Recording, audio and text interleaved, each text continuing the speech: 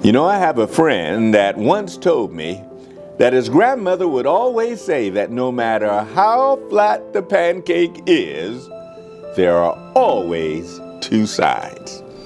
And that reminds me of a story found in Numbers chapter 11, which gives us an excellent example of what I'm talking about.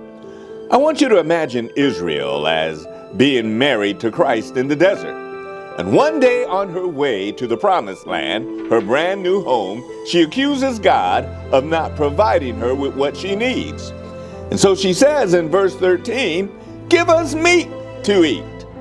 Now, if you were a marriage counselor and you were to ask Israel what her marriage to God was like, what is it like being married to God? The story she would tell you would be absolutely amazing. In fact, in Numbers chapter 11 and verse 5, Israel would tell you, "We remember the fish that we ate in Egypt at no cost. We remember the cucumbers, the melons, the leeks, the onions, and the garlic. But now we have lost our appetite, and we don't have anything else to eat but this manna."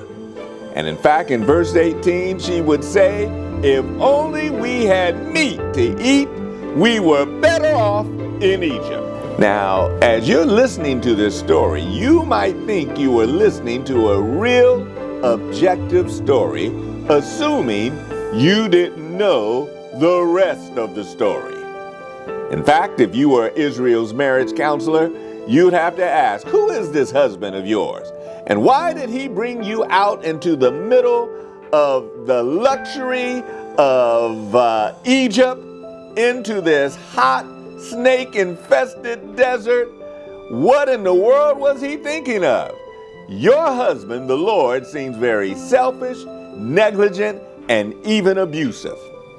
But I want you to look at what she failed to mention about her husband, God.